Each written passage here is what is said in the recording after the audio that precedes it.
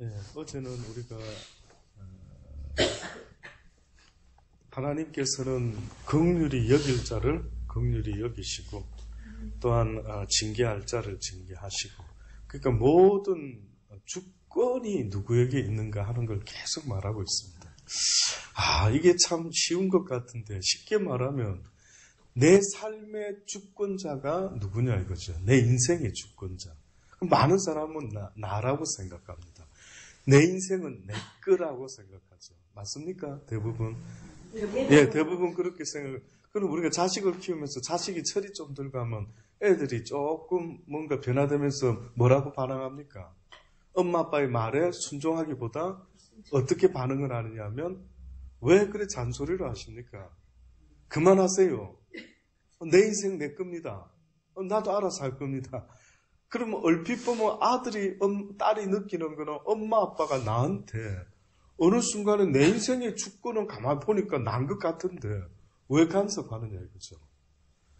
내가 기뻐할 수 있는 거는 나도 동의하지만 내가 동의 못하는 것에 대해서 뭐 때문에 푸시하느냐 이거죠. 뭐 때문에 자꾸 밀어붙이기로 나한테 잔소리를 그렇게 하십니까? 라고 할 때에 혹시 여러분 어떤 부모로서 어떤 느낌 받아보신 적 있습니까? 물론 우리 민서는 아직까지 그렇게까지 하지는 않았겠지만, 이제 장성한 자녀들 이제 출가시키셨고 또 출가시키려고 하는 이런 자녀를 뒀을 때 그 느낌 한번 느껴보셨습니까?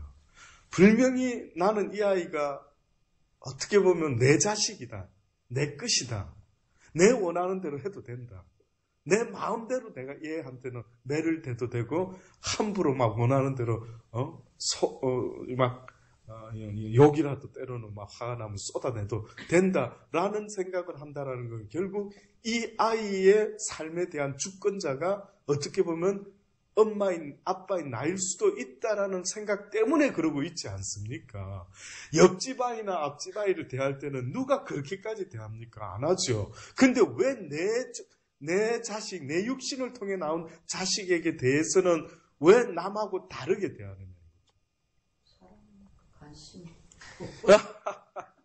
그러니까 어떻게 보면 저와 여러분이 사랑 이야기를 할 때에 내 자식이니까 내가 사랑한다라고 이렇게 말하는 게 일리는 있죠. 그런데 엄밀히 보면은 그건 하나의 내 욕망, 내 욕심. 가만히 돌아보세요. 이게 진짜 사랑인가? 그럼 사랑은 어떻게 하는데요? 사랑은 오래 참고 온유하고 화내지 않고. 근데 자식을 대할 때 그러면 그렇게 합니까? 오래 안 참지요. 옆집 아이들, 뒷집 아이들에 대해서는 오래 참습니다. 아이고, 어째 저놈은 저런 애가 나와가 저 집 엄마 아이고 힘들겠다 하면서 오래 참는단 말이죠. 걔네들이 뭐 하든 말든. 근데 왜 내 자식한테 사랑이라는 말도 뭔가 좀 석연치가 않다. 그러니 어떤 면에서 가만히 보면은요, 인생의 주권자가 내 인생이나 내 육신을 통해서 나온 내 자식이나 그 모두의 인생의 주권자가 누군가를 알아야 됩니다. 성경은 뭐라 합니까? 그 주권자가 나 여호와 하나님이다. 누구가 아니다. 그러니까 누구가 뭐 좀 착각한다 자꾸만. 너희들 왜 사는데 뭐 착각하는 생각이 많네. 아주 이거 근본적인 문제가 있다. 그게 뭐냐면은 내 인생의 시작은 그분으로부터, 그분으로 말미암아 그분에게로 어떻게 돌아가야 된다. 이게 저와 여러분의 인생입니다. 그런데 왜 자꾸만 내가 주권자 같이 판단하고, 내가 주권자 같이 정죄를 하고, 내가 주권자 같이 함부로 이야기하는 이런 거는 어디서 나오느냐? 안 된대요. 오직 그렇게 할 수 있는 권한은 오늘 성경에 뭘 말하냐면 나 여호와가 할 수가 있다. 그러면서 뭐라고 비유합니까? 토기장이 비유를 하는 겁니다. 내가 토기장이다. 내가 하면서 내가 내게 말하기를, 그러면 하나님이 어찌 허물하시느냐? 누가 그 뜻을 대적하느냐?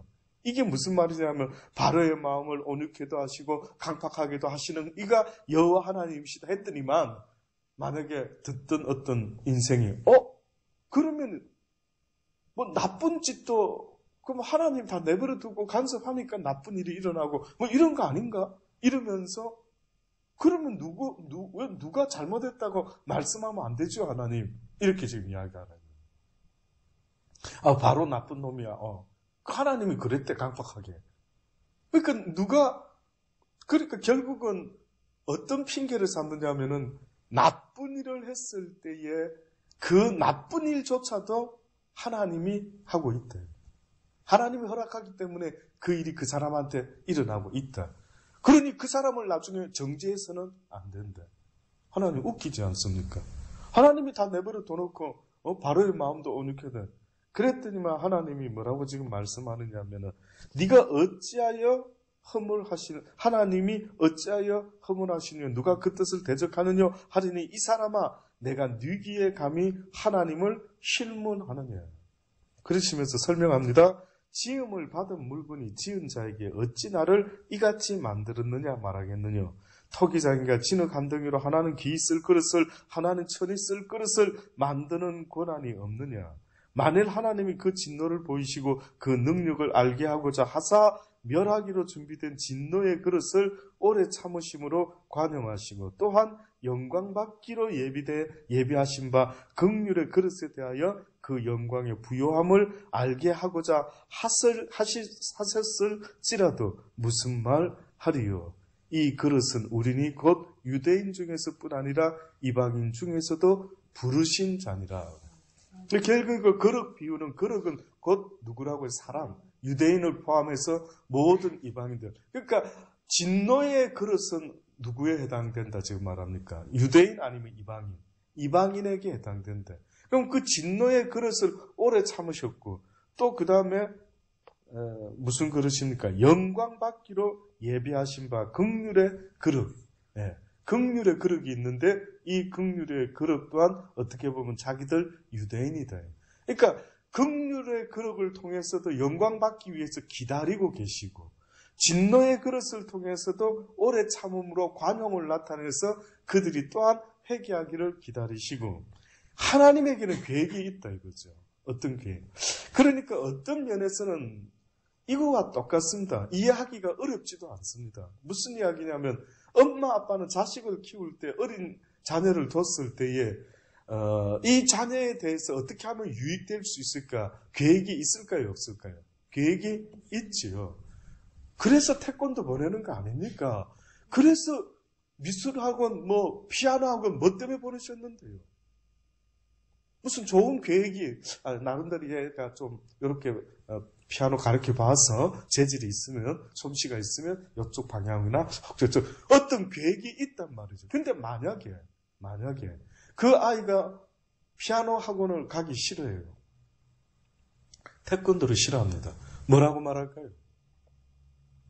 엄마, 나 태권도 하기 싫어. 이러죠.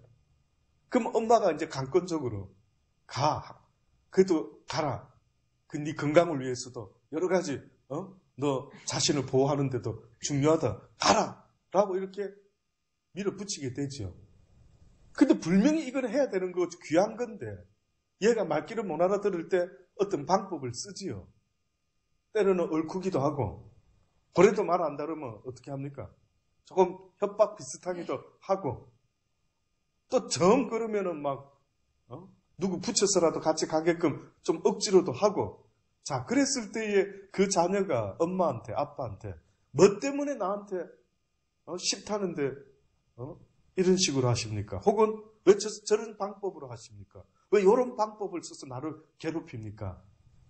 라고 말할 때에, 그 말 자체는 맞을 수 있겠죠. 그 말 자체는. 그러나, 때로는 이것이 엄마의 노무란 방법이 아니라 걔가 만약에요. 첫째는 말 안 들었다. 둘째는 말을 잘 들었어요. 그럼 엄마가 그 방법 씁니까? 안 씁니까? 안 쓰지요. 바로의 마음을 온유케 강팍해 왜 그렇게 하느냐 이거죠.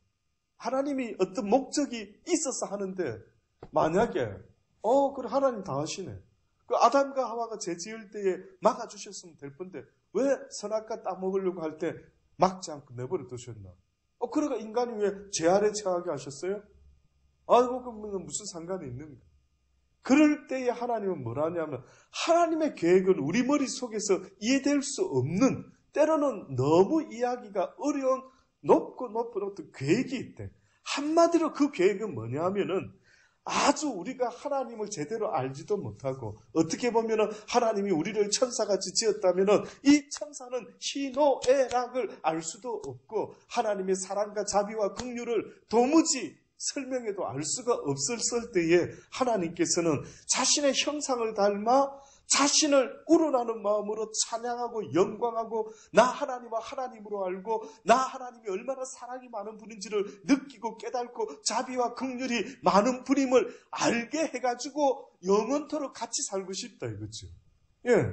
누군가가 어떻게 보면 내 자식을 어렸을 때부터 잘 가르쳐가 내 사는 날 동안 내가 늙어서 죽는 날 동안 내 아들이 나한테 효도하고 엄마와 아빠와 좋은 아주 화목한 가정을 이루어 나간다 할 때에 그때 우리는 어떻게 해야 그런 마지막 내 인생의 노후가 되느냐. 나도 부모에게 효도하지만 내 자식들 또한 나한테 어떻게 해주기를 바랍니까? 진짜입니까? 그것 때문에 어떻게 보면 야 사는 날 동안 엄마랑 아빠랑 너희랑 행복하게 살자. 화목하게 살자. 그러려면 네가 괜찮은 아이가 돼야 된다. 네가 엄마 아빠한테 효도할 줄 아는 아이가 돼야 된다. 맞지 않습니까? 그래서 교육하는 거지. 그럼 다시 한번 여쭤. 왜 교육하는데? 가장 기본적인 첫 번째 순위가 있다면 뭐 때문에 내 자녀라 생각하면서 그렇게 애가 싫어하는데도 그렇게 교육시키는데요. 특별해야 된다고. 그러니까 잘 뭐든지 이렇게 좀 우수하게 그렇게 하는 거죠. 예, 그러면 그 우수라는 말이 혹시나 이 민족과 이 사회 인류를 위해 어마어마하게 이바지하는 멋진 아들이 되게 하기 위해서 키운다라고 할 때에 만약에 그럼 엄마 아빠한테는 이바지 안 해도 됩니까? 물어보면 결국 그것이 잘 되면 그것도 부모한테도 두루두루. 근데 결국은 뭐냐면 사회 나가서는 이바지 하는 사람이 있지만 집에 들어와서 희한한 사람이 여러분 생각에 없는 줄 아십니까? 참 빛 좋은 개살보다 빛 좋은 개살. 먼저는 치국 수신제가 치국 평천하. 뭐 때문에 그 말이 나왔습니까? 네 가정이나 먼저 잘 알아. 그리고 나서 인류의 이바지나 어쩌고 저쩌고를 하지. 네 가정 하나도 제대로 평화롭게 만들지 못하면서 무슨 인류의 이바지고 뭐고 하느냐. 오죽했으면 수신제가 치고 평천하거나. 그러니 오늘 우리 사회에도 바깥에서는 엄청 잘하는 사람들이 있는지 모르겠습니다. 무슨 자기 비즈니스를 위해 목숨 걸고 텔레비에 나와서 연예인으로서 가수로서 온갖 걸 하겠지만 집안에 들어오면은 어떤 자식인가 바란 말이에요. 집안에 들어오면 어떤 아빠인지를 바란 말이에요. 예? 뭐 때문에 자식을 교육시키는데요. 돈 잘 벌고 성공해서 인류에 이바지하고 방송계에 이바지하고 무슨 과학계에 이바지하는 아들을 진짜입니까? 그것만 하면 되는 겁니까? 아니지요. 정확히 아셔야죠. 내가 이 아들하고 살아가는 날 동안 이 인연을 끊지 못하는 하는 궁극적인 목적은 뭡니까? 나랑 너랑 엄마 아빠로서 그저 우리 사는 날 동안 행복하게 살자. 그럼 많은 거 없어도 그저 알콩달콩 마음을 나누면서 그저 내가 네 어렸을 때 돌봐줬으니 이는 엄마 아빠 늙으면은 좀 돌봐주고 그래 그렇게 하면서 그냥 우리 진달래꽃 먹고 물 마시고 그래 살아가자. 대단한 거는 아닌 것 같아요. 그런데도 불구하고 어떻게 보면은 내 자식을 그렇게 가르치는 이유가 분명히 그런 목적이 있는데도 불구하고 하나님을 이해하지를 못하는 겁니다. 하나님이 어떤 간섭하고 하는 것이 그냥 마냥 왜 이렇게 간섭하지? 왜 이렇게 나를 내버려 두시오? 왜 내 원하는 대로 안 되게 하십니까? 라고 할 때 잊지 마십시오. 부모의 심정이 돼보면은 그나마 하나님의 마음을 헤아리는데 저도 막 힘들 때는 이거 생각 안 하고 싶어요. 모르겠다. 무슨 하나님의 대단한 계획이 있는지 모르겠지만 하나님 나 이 순간에 너무 힘들고 괴로워요 라고 말할 때에 하나님은 결국 궁극적으로 우리를 연단하고 풀무불에 연단해서 무엇과 같이 나오게 만든다고요? 정금과. 그 뜻은 뭘까요? 예, 우리의 모습이 하나님 보시기에 아름다운 모습인데 그 모습은 어떻게 보면 방금 말씀드린 대로 가장 수신제가 치국평천하처럼 가장 기본적으로 어떤 모습으로 바뀌어 있으라 이 말일까요? 하나님으로 인정하고 사랑하고 좋아하고 섬기고 경외하는 것. 이것이 정금의 모습이죠. 많은 사람들이 정금과 같이 나왔다 할 때에는 이제는 내가 하나님의 그 사랑이 얼마나 귀하고 좋은지, 이제는 이 고난이 없었으면은 내가 하나님을 이만큼 좋아하지 못하는데 고난이 있었기 때문에 이만큼 좋아할 수가 있대. 이것이 또 이해가 안 된다면은요, 여러분 밥 드실 때 먹을 게 너무 많을 때는 어떻습니까? 더 맛있는 거 없어? 이러면서 감사하지 못하죠. 그때 우리가 흔히 하는 말 뭡니까? 야, 이거 배불렀네, 배불렀어. 맞습니까? 그러면 그런 사람에게 효과가 있으려고 하면 감사하게 음식을 먹을 줄 아는 사람이 되도록 만들려고 하면은 더 좋은 음식을 막 온 세상 뒤질 수도 있겠지만 어떤 방법이 더 좋을까요? 굶겨야 됩니다. 이거는 하나님의 논리입니다. 저는 분명히 있게도 굶겨야 됩니다. 그러니까 배부른 애들은 모아가지고 단체로 어디 가서 좋은 일을 시키다 아프리카나 이런 데 가가 그들의 샘물 파기, 집 짓기. 이거 괜찮았어. 너무 저는 볼 때에 배부른 아이들, 배부른 청년들을 100마디 말로 목사도 안 통한다 한다면 저는 언젠가 우리 교회가 그런 어떤 여건만 되면요, 싸먹어가지고 무슨 선교 안 해도 좋다. 선교는 할 만한 사람은 가서 고생해라. 남을 위한 고생을 한번 해봐라. 그럴 때 그네들이 그 어려움 속에 있다가 오면은 최소한 얼마나 갈지 모르지만 그러나 분명한 사실은 뭐겠습니까? 먼저는 귀한 거. 어머나, 내가 엄마 아빠랑 있는 게 이렇게 좋은 줄, 엄마가 만들어주는 음식이 이렇게 맛있는 줄, 야, 우리 아빠가 있는 게 이렇게 좋은 거, 이런 것들을 어떻게 보면 그 육신의 욕망은 채워도 끝이 없다라고 아버지 말하잖아요. 그걸로는 답이 안 나온다. 그는 채울 수가 없다지 않습니까? 그래서 우리에게 뭘 주신다고요? 때로는 고난을 주시면서 이 고난 속에서 때로는 힘은 들지만 이 고난이 지나봐가지고 하나님의 평화가 오고 하나님의 그 은혜가 느껴질 때는 이것을 겪은 사람과 겪지 않은 사람의 차이가 어마어마하게 다르요. 그래서 첫째 아들과 둘째 아들의 차이가 그렇게. 탕자가 왜 아버지가 탕자를 기뻐했나? 큰아들 위해서는 송아지 한 마리 잡지 않았는데 어째서 둘째 놈이 방탕하고 들어왔는데 아버지가 기뻐하는. 왠 줄 아십니까? 그 짧은 대화 속에 이게 먼저 있었습니다. 아들이 오는 걸 보고 아버지 쫓아나갔죠. 벗은발로. 어이구, 내 아들 돌아왔구나. 어떻게 보면 잃었다 얻은 내 아들이라 하고 막 너무 좋아요. 그게 왜냐? 그 아들이 뭐라 말했는지 아십니까? 아버지, 내가 참 아버지 앞에 씻을 수 없는 죄를 지었습니다. 염치가 없습니다. 그저 아버지의 품꾼의 하나 정도로만 나서주셔도 저는 결단코 불평불만하지 않을 것입니다. 지나고 보니까 아들은 고사하고 품꾼이 되어 먹을 것만 있어도 이게 이렇게 귀한 건지 난 그때 몰랐습니다. 아버지요, 이제는 나에게 아버지의 아들이라는 걸 과분하니까 그저 품꾼으로 하나만 써줘도 너무 고맙겠습니다 라고 했을 때 이 아버지가 이는 잃어버렸다가 내가 얻은 내 자식 너무 기쁘다. 잃어버리지 않은 자식을 통한 기쁨도 있어야 될 텐데 분명히 차이가 났더라고요. 그쵸? 이상. 큰아들 때문에 해준 게 없답니다. 별로 큰아들 입장에서.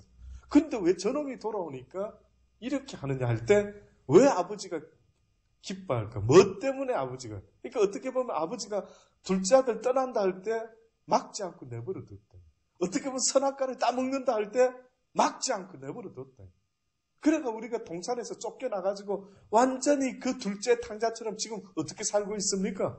완전 어두운 죄악에 이제는 뭐 한술 더 떠가지고 사단이가 그냥 우리 이 인생을 죄지은 인생을 죽으라 하는 인생이 되고 말아요. 아무리 좋은 일 애를 써도 엉겅퀴가 나오고 가시 나오고 도대체 살아가는 게 이게 뭔가 죽어라 하는 겁니다. 그러니까 탕자가 둘째 아들이 어떻게 했습니까? 나가서 살 때에. 기억나십니까? 죽어라 했죠. 처음에 돈이 좀 있었을 때는 어땠습니까? 괜찮았죠. 근데 이것이 끝나고 나니까 어떤 일이 벌어졌습니까? 친구 다 떨어지고 막 돼지 지엽 열매조차도 먹기가 어렵고 하는 죽어라 인생이 막 어느 순간에 막 너무 힘드니까 그때서야 그래도 기특하게 이 탕자는 누구를 생각했단 말입니까? 아버지를 생각. 여기서 전도자의 입장에서 딜레마가 있는 거예요. 이는 거기서 나온 걸 알기 때문에 돌아갈 것을 바라보는데 아버지여, 이 시대의 우리네 인생은 도대체 이걸 어떻게 가르쳐주면 좋습니까? 너희들이 이 땅에서 태어난 자들이 아니라 하늘로부터 온 자들이잖아. 그러니까 어떻게 보면 예수님의 탄생의 의미가 상당한 영적인 메시지가 있는 겁니다. 예수님의 탄생의 그 비밀이 영적 메시지가 있다고요. 그 예수님이 육은 누굴 빌려서 태어났습니까? 마리아, 사람을 통해서. 근데 그 영은 어디서부터 왔다고 성령으로 잉태되었다. 곧 하나님으로부터 온 영이다라고 알려주고 있죠. 그러면 지금도 하나님은 귀 있는 자는 들으라 라고 하시면서 오라, 내게로 오라, 돌아오라, 본향이 있다, 너희가 돌아와야 될 집이 있다 라고 하시면서 예수님이 승천하실 때 제자들에게 뭐라고 말했는지 아십니까? 그것도 이야기했죠. 그거 말고 또 이야기한 게 있습니다. 네, 내가 너희를 다시 데리러 오는데 어떻게 하고 나면은 너희들이 영원히 살아야 될 그 본향에서 그 처소를 예비하고 난 이후에 내가 너희를 어떻게 하겠다? 데리러 오겠다. 무슨 말입니까? 너희는 돌아가야 될 고향이 있는 자들. 이 땅이 네 고향이 아니다. 이게 와닿으면 좋겠습니다. 이게 뼈저리게 아멘이 믿어 의심치 않고 아멘이 되기를 저는 간절히 소원합니다. 이게 문제가 이거더라고요. 이것이 느껴져야 되는데 자기는 하늘에서 온지도 모르고 내 영은 하늘로부터 온지도 모르고 내가 하나님께 속한 자인지도 모르고 내 고향이 본향이 하늘나라인지도 모르고 이 땅이 내 본향인 줄 알고 이 땅의 것만 쳐다보고 살아가니까 문제가 심각한 겁니다. 그래서 탕자는 돌아왔단 말이죠. 근데 만약에 탕자가 안 돌아왔다면 어떤 상황이 벌어지느냐? 죽는데. 그 가난과 고통 속에서 그냥 죽는데. 굶어 죽는데. 그래서 주의 종들이 세례 요한이 예수님이 전했던 첫 말씀이 뭡니까? 회개하라. 그 무슨 뜻일까요? 회개하라를 여러분이 주석을 하나 쓴다 생각하고 그 단어를 좀 더 이 무지한 인생에 알아듣게끔 만든다면 뭐라고 표현하면 되겠습니까? 그래요. 돌아오라죠. 회개하라면 돌아오라는. 그러니 지금 토기장이가 여러 가지 쓸 그릇을 만드는데 예를 들어서 여러 이유가 있는데 그 중에 제대로 된 토기를 만들어낼 때 마지막 그 공정이 마지막으로 어디다 잡아넣습니까? 불에 잡아넣은가 그냥 팍 구워가지고 완전히 작품이 될 때까지 속을 굽는다. 그 완전한 작품이 뭐라고요? 이제는 그 하나님의 사랑과 긍휼과 그 모든 것을 알고 주여 내가 주를 사랑하나이다. 이 고백 하나 들어보시려고. 어떻게 보면. 그러니까 예수님이 부인을 한 베드로를 만나서 물어보신 게 무슨 말입니까? 네가 나를? 어떻게 보면 이거는 하나님의 질문 아니겠어요? 그러면 또 어떻게 보면 우리가 언젠가 이 땅을 떠나서 아버지 앞에 섰을 때 아버지가 물어보시는 거 하나 있다면 네가 그 땅에서 나를 사랑하는 법을 배웠느냐? 네가 이제 나를 사랑하느냐? 안 물어보실까요? 저는 생각에 어떻게 보면 베드로에게 네가 나를 사랑하느냐 3번이나 물어봤던 것처럼 아마 우리가 주님 앞에 서게 되면 사랑하는 자야 네가 내 사랑을 배웠느냐? 네가 내 사랑을 배웠느냐? 사랑요 예, 배운 것 같습니다. 그래? 그럼 그 사랑을 가지고 어떻게 살았는데? 갑자기, 오래 참았느냐? 오래 참은 거요. 할 말이 없더라고요. 저는 할 말이 없는 것 같아요. 저는 이 오래 참는다라는 게 이렇게 어려운 줄 몰랐습니다. 뭔가 참는다라는 게 이렇게 어려운 줄 몰랐습니다. 화나는 일을 보고 참는다라는 게 정말 쉽지 않더라고요. 내가 죽어야 되겠더라고요. 그 순간에 내 오장육부와 모든 감정과 모든 것들이 죽지 않으면 참을 수가 없더라고요. 오래 참는다라는 것, 다시 말해 참는다라고 하는 것은요, 어떠한 이해 못할 상황을 보고 그냥 가만히 있는 게 아니라 예수님과 스데반 집사와 같은 그 모습이 참는 거라고, 참고 있는 거라고 말씀하고 있습니다. 뭔지 아십니까? 진짜 참고 있는 사람은 화를 내는 사람이 아니라 뭐라고요? 아버지요. 제가 하는 일을 제가 알지 못하고 합니다. 모르고 그럽니다. 이것이 바로 정말로 사랑을 가진 자의 모습 아니겠습니까? 하나님이 분명히 물어보실 겁니다. 딸아, 아들아, 너는 그렇게 가르쳤지, 성도들한테? 그럼 너는 어떻게 살았느냐? 분명히 저한테 물어보시겠죠. 너는 더 많이 알았으니 더 많은 사랑을 사람들에게 나타냈느냐? 물어보실 겁니다. 저도 많이 찾습니다. 저도 사실 솔직히 처음에 왔을 때 저 눈에 비춰진 여러분의 어떤 모습들을 보고 어떻게 하면 이들을 하나님께 나중에 갔을 때에 아들아 네가 참 저들에게 잘 가르쳐줘가지고 저들이 아름다운 영혼의 모습으로 내 앞에 서게 했으니 내가 내게 줄 상이 크도다라는 그 칭찬의 말씀을 듣기 위해서라 하더라도 어떻게 하면은 여러분들에게 주의 말씀을 전해줄 수 있을까? 이런 심정 아십니까? 분명히 부모는 자식을 좀 어느 정도는 알지요. 그럼 저 같은 사람한테 제가 참 여러 가지로 표현 안 했습니까? 저는 무지하지만 때로는 잘 모르지만 때로는 하나님께서 나도 모르게 왜 저분에 대해서 뭔가를 느끼게 할 때 이걸 어떻게 전달하지? 어떻게 해서 이 영혼이 깨달아가지고 자꾸 하나님 앞에 자라갈 수 있는 아름다운 모습으로 하지 쉽지가 않더라고요. 때로는. 근데 어떤 때는 어린아이 같은 사람은 잘 어필이 되는데 때로는 자기의 생각이 많고 자기의 칼라가 많이 있는 사람은 이걸 놓기가 너무 어려운 겁니다. 어렵더라고요. 어떻게 보면 저보다 세상에 나이가 좀 많은 사람분들,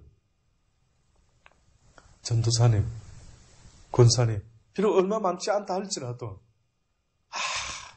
왜 제가 이 말씀 드리는 줄 아십니까? 예수님을 처음에 봤던 바리새인과 이 서기관과 대제사장 뭐라고 했는지 아십니까? 나사렛에서 무슨 선한 것이 나겠느냐? 또다시 말하면 그 속에 많은 게 다 내포되어 있습니다. 네가 30밖에 안 된 네가 30살밖에 안 먹은 너가 네가 이놈아 네가 알면 뭐 한다고 지금 나를 가르치려 들어? 이러면서 예수님의 그 입에서 나오는 그 진리의 말씀에 귀를 기울일 생각을 안 하고 도무지 아주 세상적으로 낮게 자꾸 보는 겁니다. 오죽 답답했으면 예수님이 설교를 하시는데 뭐라고 비유를 듣냐면은 너희는 다윗을 기억하지 못하느냐? 다윗이 어느 날 주라고 이야기한 그 주가 누군 줄 아느냐? 지금 너희들 눈에 내 나이가 30밖에 안 보이느냐? 나는 너희가 이 땅에 있기 전부터 아주 태초부터 있었던 자가 바로 나다. 이걸 설명하고 싶으신데 이 어리석은 인생들은 어느 순간에 늘 보는 기준이 그저 외형적인 나사렛, 아이고 후진도 누구야? 목수 아들이래. 아이고 희한한 놈. 나이가 30밖에 안 된대. 아이고 이런 것들이 알게 모르게 저도 똑같습니다. 다 우리 속에 뭐가 있는 거예요, 자꾸만.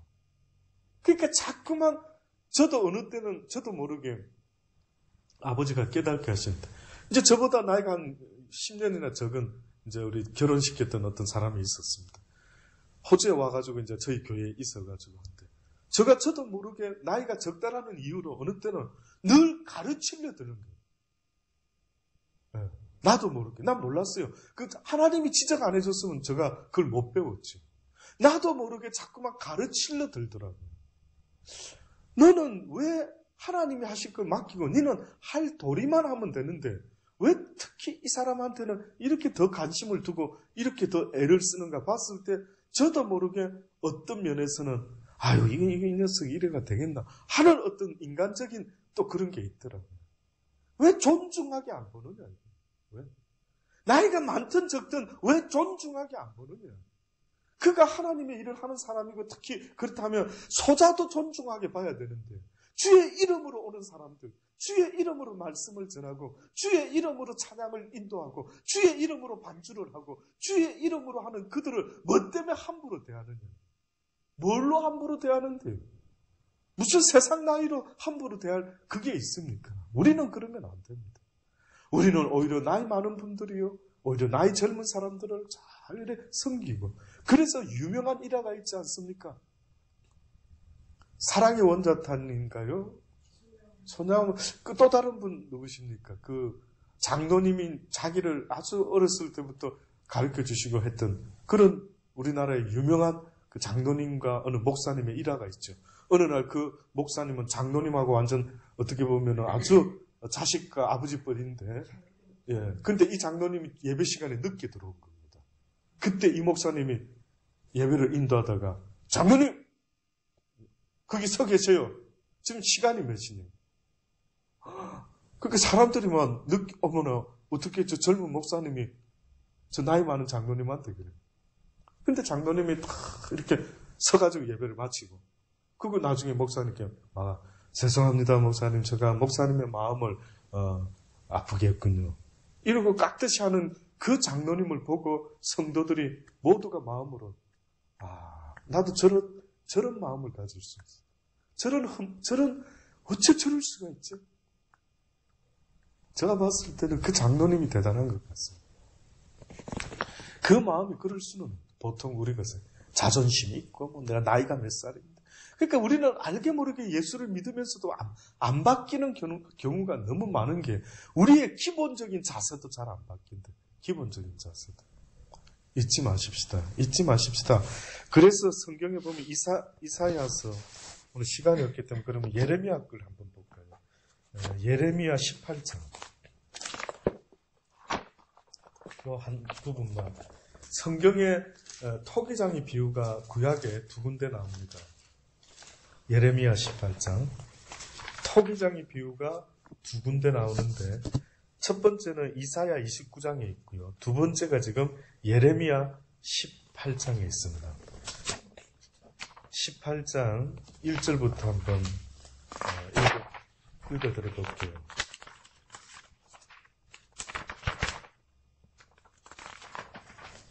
여호와께로부터 예레미야에게 임한 말씀이 가라사대 너는 일어나 토기장이의 집으로 내려가라 라고 지시합니다. 내가 나 여호와가 거기서 내 말을 내게 들리리라. 굳이 토기장의 집까지 내려가면서 뭔가 하나님이 꼭 보여주면서 잊지 말아라고 알려주고 싶은 말씀이 있었던 모양입니다. 내가 토기장의 집으로 내려가서 본즉 그가 농노로 일을 하는데 진흙으로 만든 그릇이 토기장의 손에서 파상하며 그가 그것으로 자기 의견에 선한 대로 다른 그릇을 만들더라. 때에 여호와의 말씀이 내게 임하니라. 가라사대 나 여호와가 이르노라. 이스라엘 족속아 이 토기장이 하는 것 같이 내가 능히 너희에게 행하지 못하겠느냐. 이스라엘 족속아 진흙이 토기장의 손에 있음 같이 너희가 내 손에 있느니라. 내가 언제든지 어느 민족이나 국가를 뽑거나 파거나 멸하리라 한다고 하자. 만일 나의 말한 그 민족이 그 악에서 돌이키면 내가 그에게 내리기로 생각하였던 재앙에 대하여 뜻을 돌이키겠고 내가 언제든지 어느 민족이나 국가를 건설하거나 심으리라 한다고 하자. 만일 그들이 나 보기에 악한 것을 행하여 내 목소리를 천종치 아니하면 내가 그에게 유익케 하리라 한 선에 대하여 뜻을 돌이키리라. 이러므로 이제 너는 유다 사람들과 예루살렘 거민들에게 말하여 이르기를 여호와의 말씀에 보라 내가 너희에게 재앙을 내리며 계책을 베풀어 너희를 치려하노니 너희는 각기 악한 길에서 돌이키며 너희 길과 행위를 선하게 하라 하셨다 하라. 그러나 그들이 말하기를 이는 헛된 말이라. 우리는 우리의 도모대로 행하며 우리는 각기 악한 마음에 강팍한 대로 행하리라 하였느니라. 한마디로 말하면 무슨 말이냐면은 택함을 받은 이스라엘 백성이라 할지라도 내가 아무리 너희를 통해서 거룩한 아주 그릇으로 만들어서 영광 받으려고 했다 할지라도 너희가 내 말에 순종치 아니하면 비록 내가 조금 전까지 약속한 거라 할지라도 어떻게 한다고? 다 엎어버린다. 그게 바로 나 여호와가 그렇게 한다. 나한테 그런 권한이 없겠느냐? 말로 해도 안 되면 어떻게 한다고요? 내가 너희들을 징계하리라. 네. 그래서 징계했으라도 하나님 마음은 징계를 위한 징계가 아니라 뭐라고요? 항상 돌아오기를 원하는 그 징계를 내가 할 때까지 해보겠다. 그러나 여러분 어떤 일이 벌어질 수도 있을까요? 하나님은 고난을 통해서 그가 나에게 돌아오기를 기대했는데 만약에 끝까지 막 그 고난에서 하나님을 원망하고 나한테 이러실 수가 있습니까? 라고 하면서 끝까지 안 돌아왔다. 자, 그러면 그 영혼에 대한 그 결론은 어떻게 나야 됩니까? 예. 그는 결국 자기 영혼이 하나님이 그런 기회를 줬는데 하나님의 말씀에 무엇함으로? 불순종함으로. 불순종함으로. 네. 결국은 택한 자가 있고 그냥 이 말씀은 길게는 안 들으려합니다. 택한 자가 있고 청함을 받은 자가 있습니다. 택한 자의 모습은 좀 다른 것 같습니다. 그러나 택함을 받은 자가 많지가 않고 청함을 받은 자는 많다. 청함 받은 자 중에 어느 날 그 왕의 잔치에 왔는데 무엇을 입고 있지 않았대? 예복을 입고 있지 않았대. 잘 한번 생각해 보시기 바랍니다. 과연 이것이 지금 무엇을 말씀하려고 우리에게 이런 이야기를 하고 있는?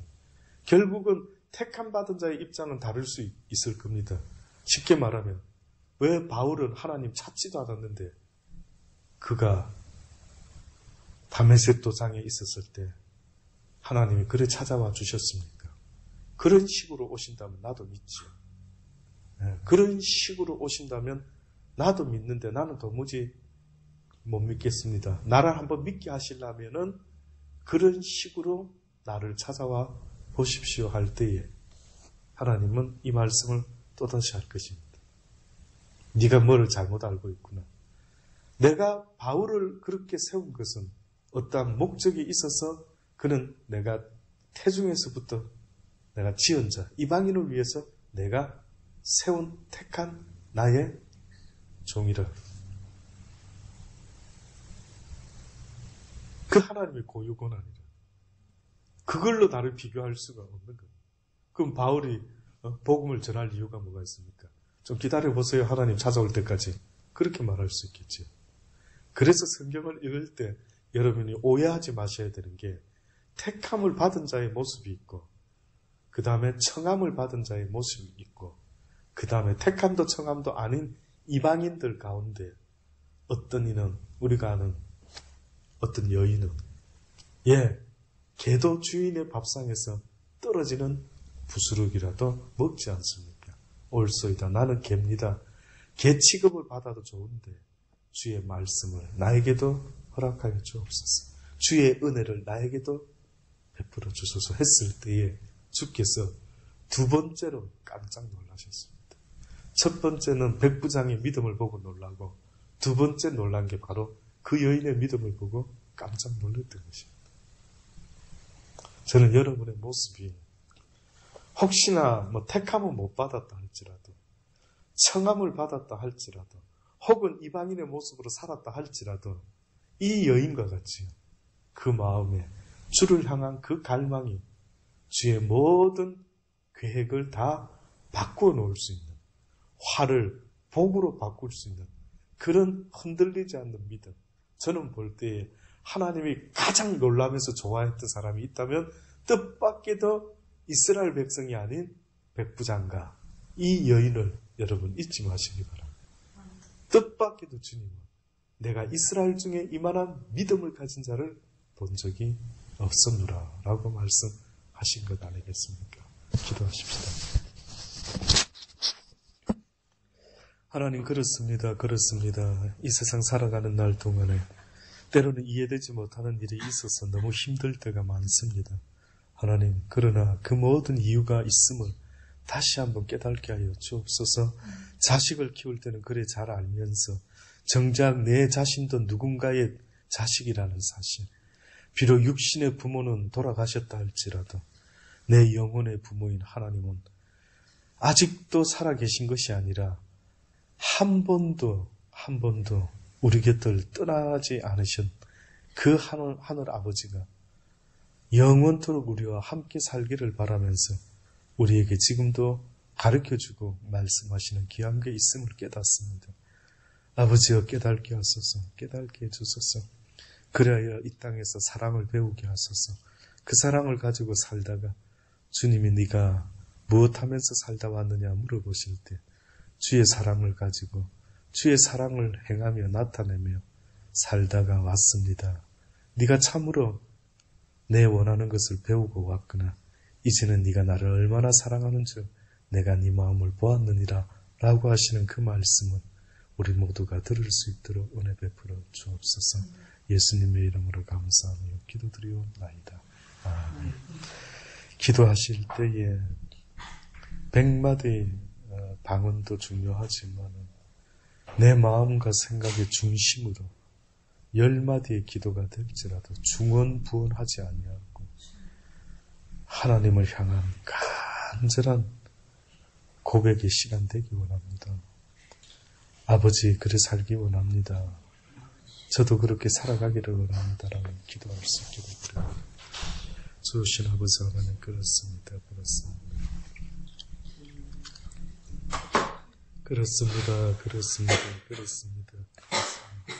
우리의 인생이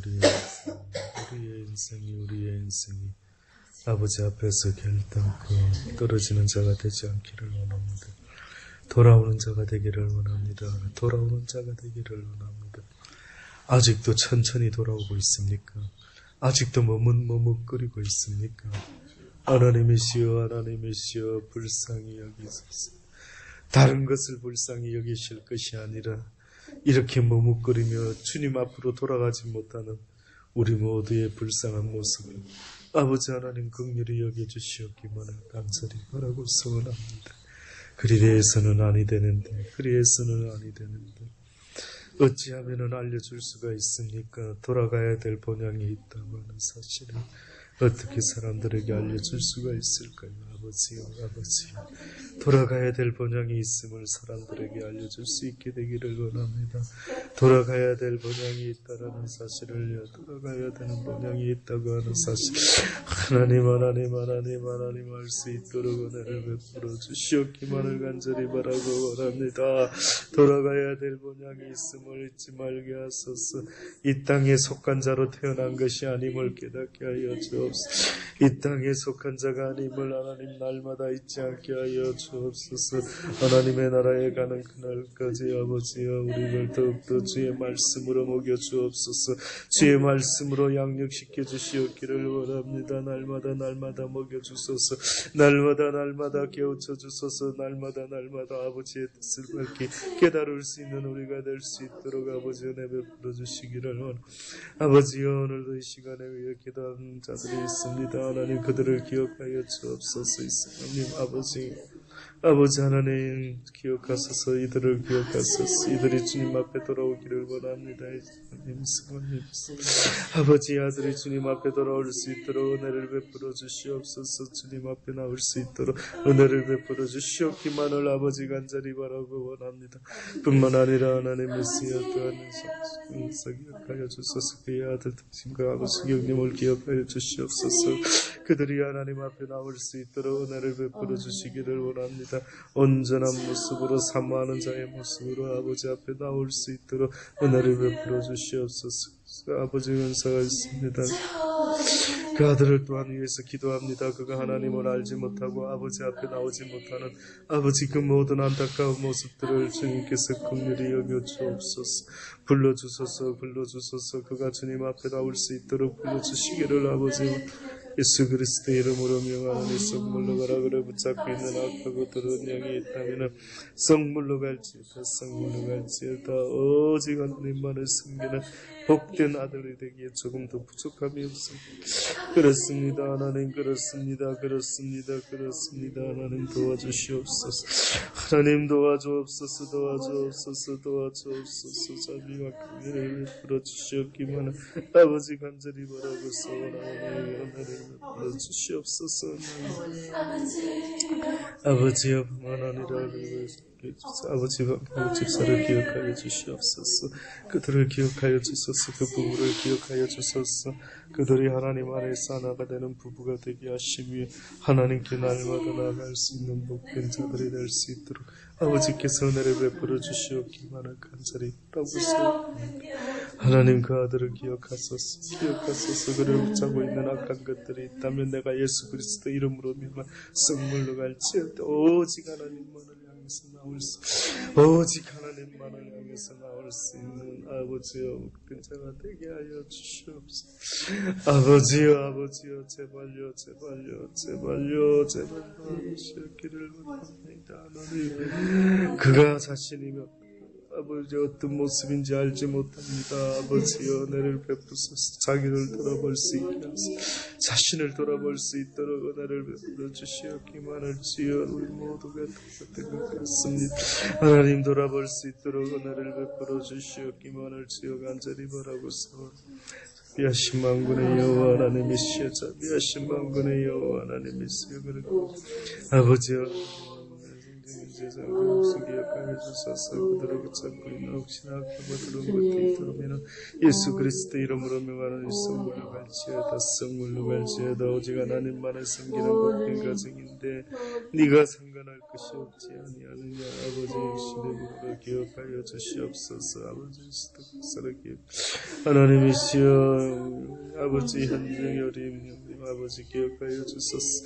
이들이 주님 안에서 하나가 되게 하시고 주님을 바라보며 살아가기에 조금 더 부족하며 복된 자들이 다 될 수 있도록 아버지 은혜를 베풀어 주시옵기만을 주여 간절히 바라고 소원합니다.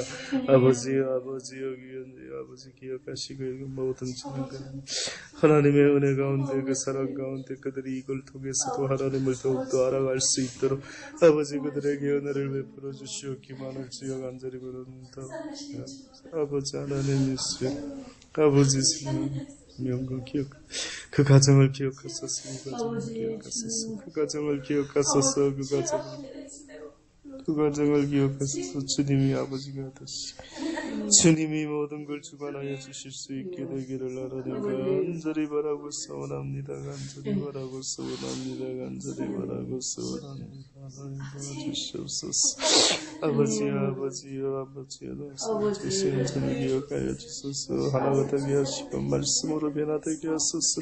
말씀으로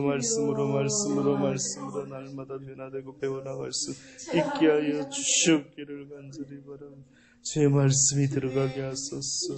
주의 말씀이 그들에게 증거되게 하여 주시옵기를 아버지 간절히 바라고 소원합니다. 그래서 아버지의 그 영혼을 기도합니다.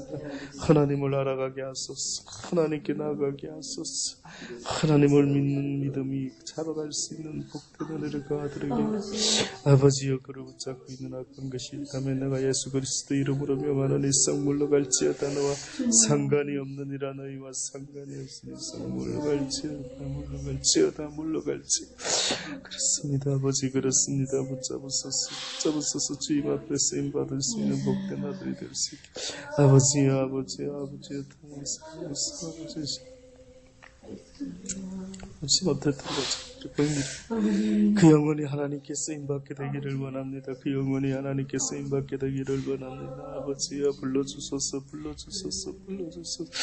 예수 이름으로 내가 명하노니 혹시 그를 붙잡고 있는 악하고 더러운 귀신이 있다면 내가 예수 그리스도의 썩 물러가라. 이놈들 너희와 상관이 없으니 썩 물러갈지어다. 썩 물러갈지어다. 오직 아버지 하나님이여, 아버지 하나님의 선하심과 자비하심과 기습, 아버지 온전히 그를 주관할 수 있도록 은혜 베풀어 주시옵소서. 아버지 그렇게 될 수 있도록 은혜 베풀어 주시옵소서. 좋으신 아버지 하나님 감사합니다. 오늘 이 시간에 저희들 또 불러주셨습니다. 비록 짧은 시간 주님 앞에 모여서 아버지 하나님의 찬양하며 말씀을 들으며 기도할 수 있는 귀한 은혜의 시간을 주신 아버지께 감사를 드립니다. 날마다 성령 안에서 무시로 기도하며 날마다 하나님을 생각하고 의식하는 것에 조금도 아버지 하나님 둔한 자들이 되지 않기를 원합니다.